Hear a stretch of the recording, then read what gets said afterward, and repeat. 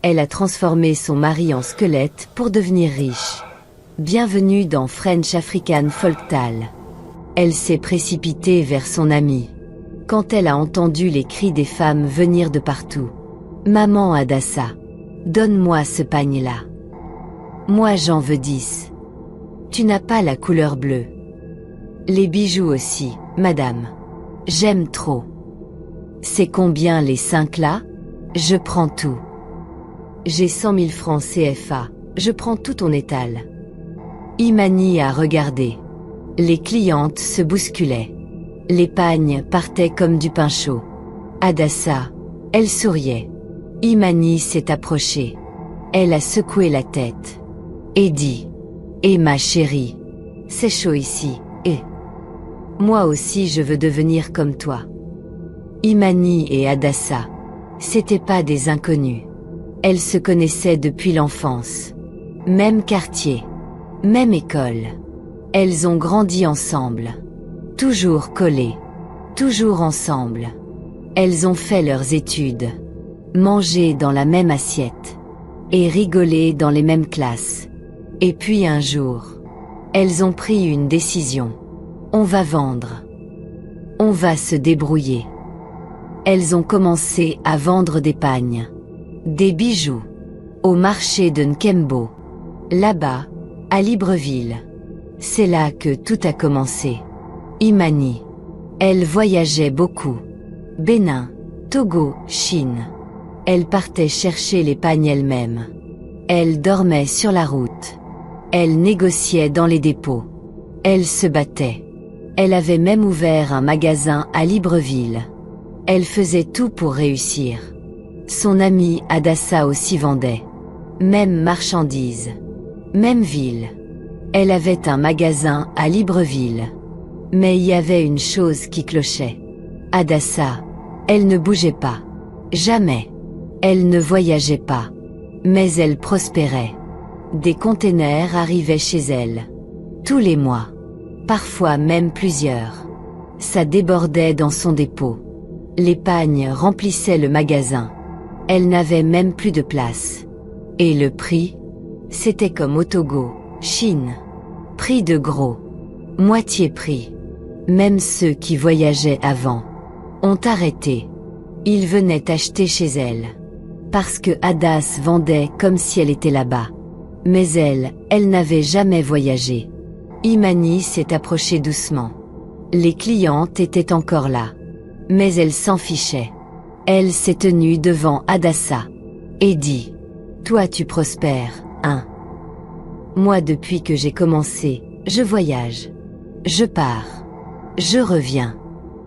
Mais franchement, je ne me retrouve pas. Pas assez de bénéfices. Je me fatigue. Je dépense. Je cours. Et toi? Tu restes ici, et tu gagnes. Imani l'a regardé droit dans les yeux. Ma chérie, comment tu fais? Dis-moi. Explique-moi un peu. On est amis, non? On est sœurs. Tu peux pas me cacher ton secret. Moi aussi je veux que les conteneurs viennent ici à Libreville. Pour moi aussi. Pour mes marchandises. Hadassa l'a regardé. Et dit calmement. Ma chérie, faut se battre. C'est beaucoup de sacrifices. Moi aussi je travaille. Je fais mes commandes, et on me livre. Imani a froncé les sourcils. Tu fais tes commandes comment? Parce que moi, là, je gaspille mes billets. Je pars en Chine, Togo, Bénin. Franchement, je suis fatiguée. Peut-être qu'il faut que je change. Peut-être que moi aussi, je dois commencer à commander, ici même. L'argent que je mets dans les voyages, là, je peux l'utiliser pour faire venir les marchandises. Hadassa a juste hoché la tête. Elle n'a pas insisté. Mais si tu veux qu'on parle bien, viens chez moi dimanche. Imani dit. D'accord, ma chérie, je viendrai. Quand elle est rentrée à la maison, et elle est allée directement dans sa chambre. Son mari était là, allongé, télé allumée. Elle est montée sur le lit, et elle a posé sa tête sur lui. J'allais te dire un truc. Son mari a éteint la télé. Hadassah, elle prospère. Toi-même tu vois. C'est pas petit. Moi je ne me retrouve pas, hein. Mais elle est à un autre niveau. C'est des conteneurs qui viennent chez elle. Elle voyage même pas. Le mari a hoché la tête. Tu lui as parlé? Oui. Je lui ai demandé. Elle m'a dit de venir chez elle dimanche. Il a dit doucement. C'est bien. C'est mieux de parler chez elle, pas au marché. Peut-être qu'elle va t'ouvrir les yeux. Oui, peut-être qu'elle a des secrets à te dire. Comme ça, tu vas accueillir ces secrets-là. Et tu pourras faire mieux. Elle a juste dit. On verra. Le dimanche, ils sont partis ensemble. Imani et son mari. Ils ont pris la voiture. Et ils sont allés chez Hadassah. Quand ils sont arrivés, le mari d'Hadassah était dans la cour. Les enfants jouaient. Ils se sont installés. Imani a regardé son ami. Ma chérie, c'est comment? Tu m'avais promis. Je suis venue. Hadassah a hoché la tête. Elle n'a pas dit grand-chose. Juste un petit regard complice. Le mari d'Hadassah s'est approché. Il a salué Imani et son mari. Puis son mari. Dit calmement. Explique-lui ce que tu fais. Y a rien de grave. Elle aussi, elle veut progresser. Elle veut ramener ses marchandises. C'est normal. Hadassah a regardé Imani. Et dit. Justement. Ce soir, on a réunion. Avec notre fournisseur. Imani a tourné la tête. Réunion. À quelle heure? Vers 23 heures. Parfois minuit. C'est toujours comme ça. Pourquoi si tard? A demandé le mari d'Imani. C'est comme ça. Les gens qui viennent là-bas. C'est pas n'importe qui. Des grands commerçants. Des grandes personnalités. Ils veulent pas qu'on les voie. On fait ça dans la discrétion. Imani a juste écouté. Puis Hadassah s'est tournée vers elle. Et dit doucement. Si tu veux comprendre. Viens avec moi ce soir. Imani a souri. Elle a regardé Hadassah dans les yeux. Et dit calmement. Oui, ma chérie. Je serai là.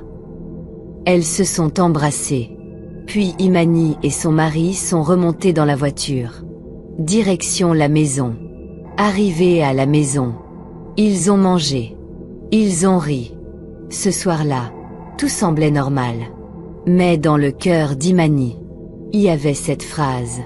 Enfin, je vais découvrir la vérité. Ce soir-là, Imani est revenue chez Hadassah. Comme promis. Elle a garé sa voiture dans la cour. Et elles sont montées dans le 4x4 de Hadassah. Elles ont roulé doucement. Puis la voiture s'est arrêtée. Juste devant, la rivière Lalala. Imani a regardé. Et dit. Mais, y a des gens ici? À cette heure-ci. Ils vendent encore à côté de l'eau. Hadassah a souri. Et ma copine, j'avais oublié de te dire. Avant chaque réunion, on doit acheter les œufs. 6 œufs. Pas plus. On les jette dans la rivière. Et puis, on peut y aller. Imani n'a rien dit. Elles ont acheté les œufs. Et dit calmement. Comme tu es nouvelle. C'est toi qui dois commencer. Tu jettes 6 œufs. Et moi, je vais suivre après. Imani l'a regardé. Pas sûre de comprendre. Mais elle n'a pas posé de questions. Elle a pris les œufs un par un. Et son ami. Qui jette aussi 6 œufs. Et juste après. Elle n'était plus là. Elles se sont retrouvées. Dans une forêt. Il y avait plein de femmes. Que des mamans. Elles étaient assises. Et au milieu de tout ça. Une voix de femme parlait. Mais Imani. Elle ne voyait personne. C'était comme si la voix sortait des baffles. Comme un message enregistré. Elle ne voyait pas celle qui parlait. Elle a pensé. Peut-être que c'est un système installé là-bas. Et c'est là qu'elle a vu une maison. Une maison vitrée. Mais le pire, c'est qu'on voyait tout à l'intérieur. Il y avait des hommes. Beaucoup d'hommes. Et même le mari d'Hadassa. Imani s'est dit. Mais, je l'ai laissé à la maison. Hadassa a répondu calmement. Il nous a précédés. Il est déjà ici. Les femmes étaient dehors. Les hommes étaient dedans. Et personne ne bougeait. La réunion avait commencé. Tout semblait bien se passer. Rien d'étrange. Juste des gens qui écoutaient. Mais à la fin, la voix a repris. Elle a dit. Les anciennes, de ce côté. Les nouvelles, de l'autre. Alors, elles se sont séparées. 2 groupes. Chacun de leur côté. Et là, on leur a demandé de faire un cercle. Les nouvelles ensemble. Elles ont formé le cercle. Et puis, ça a commencé à prier. Des prières. Que Imani ne comprenait pas. Des mots. Qu'elle n'avait jamais entendus. Après la prière, on l'a dirigée vers une table. Là-bas, il y avait une personne. Assise. Muette. Mais qui écrivait.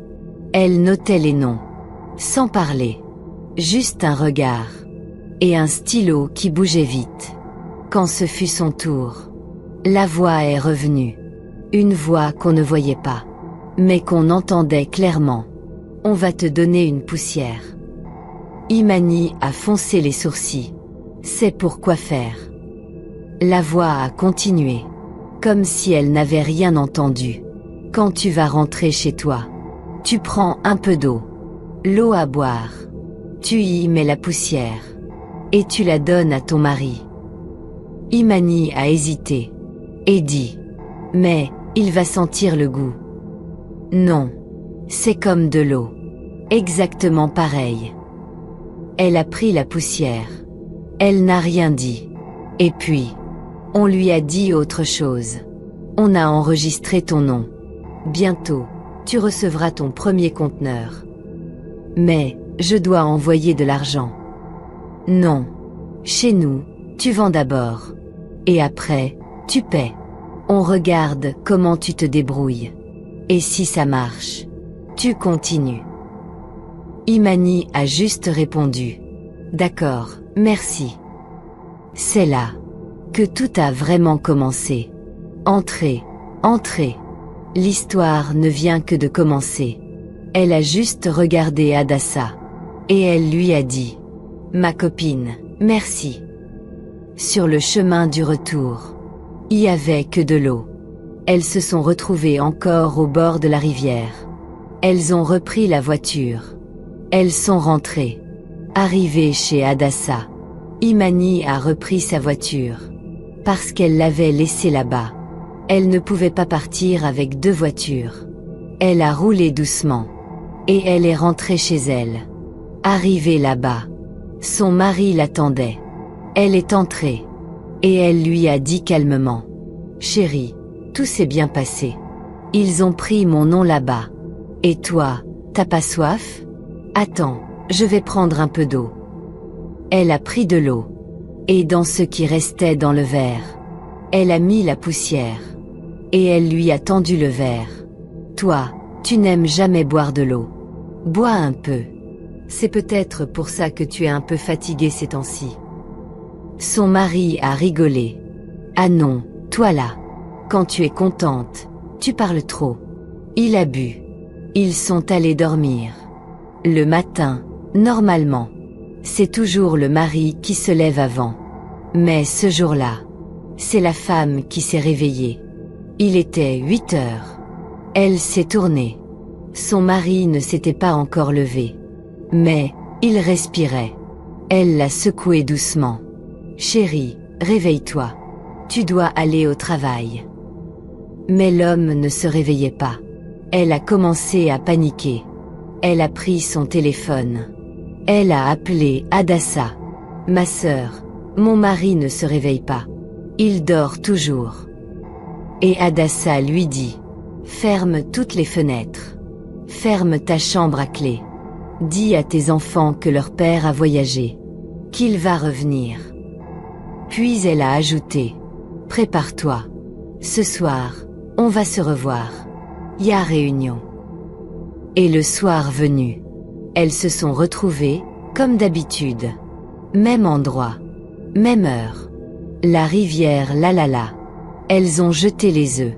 6 œufs chacune. Et comme d'habitude, elles se sont retrouvées là-bas. Dans cet endroit étrange. Où une voix parlait. Mais on ne voyait jamais la personne. À la fin de la réunion, Imani s'est approchée de celle qui enregistrait les noms. Maman, j'ai donné l'eau à mon mari comme vous avez dit. Mais il ne s'est pas réveillé. Et la dame a répondu. Ton mari se réveillera le 7e jour. Là, c'est seulement le 2e. Il te reste encore 5 jours. Quand ce sera le 7e jour, tu reviens ici. On va t'expliquer la suite. Elle a levé les yeux. En haut, il y avait encore cette maison en verre. Transparente. Elle a vu. Le mari de Hadassah. Toujours là. Toujours au même endroit. Elle s'est dit. Mais, à chaque fois qu'on vient ici, son mari est déjà là. Pourtant on l'a laissé à la maison. Et Hadassah lui a répondu en souriant. Les hommes conduisent plus vite que nous. Imani n'a rien dit. Elle a juste accepté. Et les jours ont passé. Chaque jour, elle fermait la chambre. Elle disait à ses enfants que leur père était en voyage. Heureusement, ses enfants étaient grands. Ils comprenaient vite. Et le 7e jour est arrivé. Très tôt le matin. Imani n'a pas ouvert la chambre. Elle est partie. Comme prévu. Quand elle est arrivée là-bas, on lui a dit. Tu trouveras ton mari à la boutique. Pas à la maison. Elle était choquée. Mais j'ai laissé mon mari dans la chambre. Je l'ai verrouillé. Mais la voix lui a dit. C'est comme ça ici. Pose pas trop de questions. Le principal, c'est que ton mari va se réveiller. Alors elle est rentrée. Mais pas directement à la maison. Elle est allée à la boutique. Et là, elle a vu un gros camion. Un gros conteneur. Et au volant du camion, son mari. Elle n'en revenait pas. Son mari ne savait même pas conduire. Il avait toujours un chauffeur. Mais là, il conduisait lui-même. Il est descendu. Il l'a prise dans ses bras. Mon bébé, tu m'as manqué. Viens, on va décharger. Il était 1h du matin. Et il fallait finir avant 4h. Toi tu es une femme fortin, mon bébé. Elle l'a regardé. Et dit, le conteneur est trop rempli bébé. À 2, ça sera impossible. Et le mari a répondu. T'inquiète pas. Attends un peu. Elle s'est assise. Et son mari, lui, a fait un petit tour derrière le camion. Il est revenu, avec plusieurs personnes. Ils ont commencé à décharger les marchandises. Ils ont tout mis dans le magasin, dans un dépôt. Mais ça suffisait pas. Les affaires ont même dormi dehors, ce jour-là. Et le mari qui dit « Je vais déposer le conteneur. On se voit à la maison. Toi, rentre déjà. Faut pas que 4h du matin m'arrive ici avec le conteneur encore là. » Imani l'a regardé. « Mon mari, depuis quand tu conduis, toi ?» Mais son mari était déjà monté. Alors elle parle au gardien. « Gardez ma boutique pour moi. Il y a des affaires dehors, il y a plus de place dedans. » Imani leur donne un peu d'argent. Elle est rentrée à la maison. Elle arrive. Elle ouvre la chambre.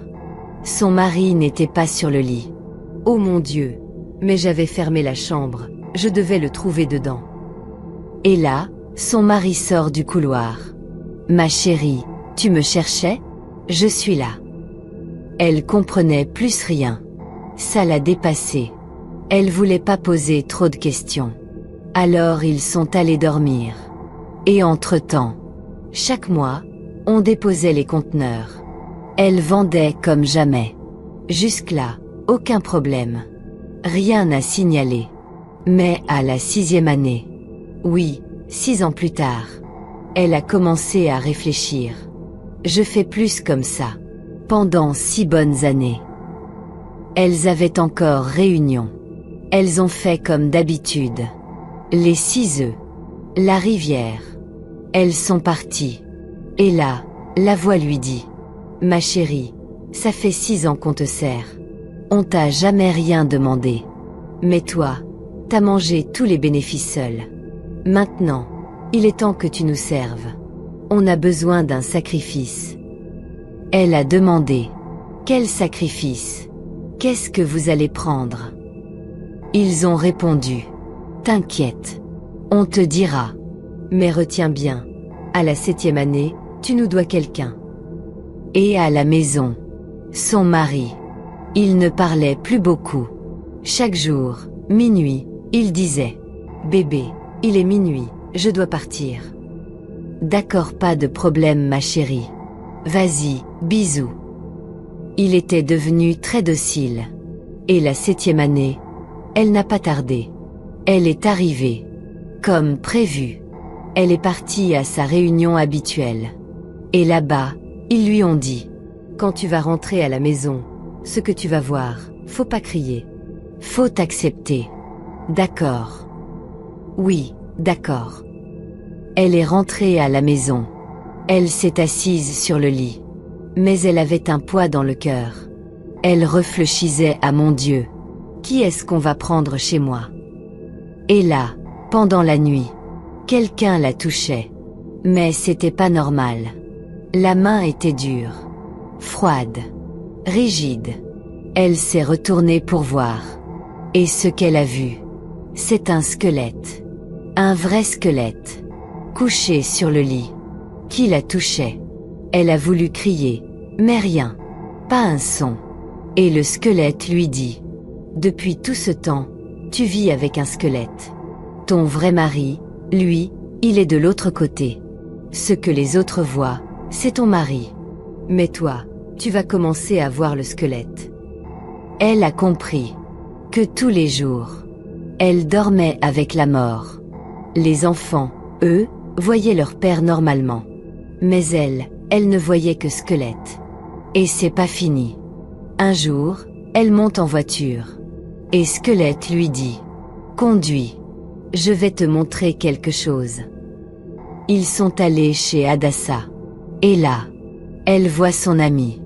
À table. Avec ses enfants. 2 garçons. 2 filles. Son mari aussi. Mais quand elle regarde bien, le mari, c'était un squelette. Et les 2 garçons aussi. Et la voix lui dit. Regarde bien. C'est pareil que toi. Elle aussi, elle a donné son mari et ses enfants. Maintenant, c'est ton tour. À partir de là, chaque année, ils lui ont demandé un homme. Et c'est pas tout.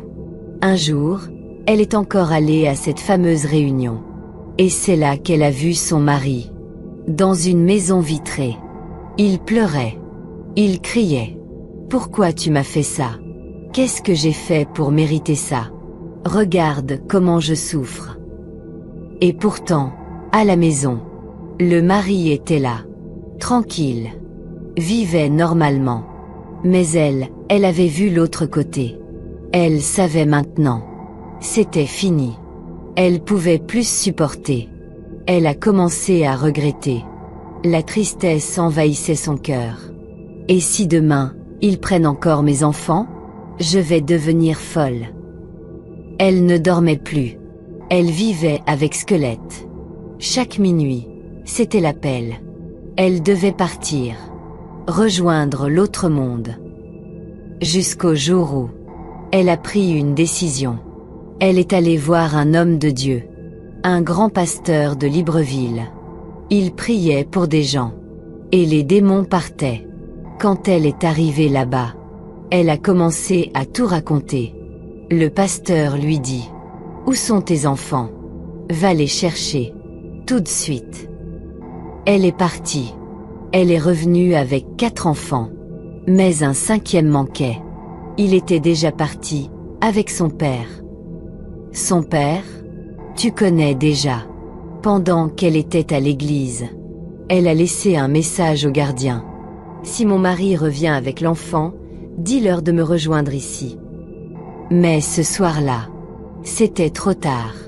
Pendant le deuxième jour de prière, on l'a appelé. Sa maison avait brûlé. Et à l'intérieur, son mari et l'enfant, tous les deux, brûlés. Les larmes sont montées. Elle a crié. Mais c'était trop tard. 3 jours plus tard, les voitures ont pris feu. 6 jours plus tard, ses magasins ont brûlé aussi. Tout. Perdu. En quelques jours. Parti en fumée. Comme si quelqu'un, quelque part, cochait une liste. Un par un. Et dans le quartier, personne n'en revenait. Les gens murmuraient. Et, maman Adassala, elle avait la sorcellerie alors. Donc c'est comme ça qu'elle a eu ses magasins. Oh le monde est devenu bizarre. Même la famille n'arrivait pas à parler. Certains pleuraient, d'autres disaient. On savait pas qu'elle était tombée si bas. Imani, elle, restait silencieuse. Les yeux vides. Elle n'avait plus rien, sauf ses 4 enfants. Elle dit. J'ai tout perdu, mais j'ai gagné Christ. Voilà. Tu viens d'entendre une histoire vraie, racontée par quelqu'un qui a survécu à l'enfer. Alors toi qui écoutes, ne joue pas avec le monde invisible. Ne vends pas ton âme pour des choses qui brûlent. Abonne-toi, parce que d'autres histoires comme celle-là arrivent très bientôt. Et surtout, si toi aussi tu connais une histoire vraie, n'hésite pas à nous l'envoyer.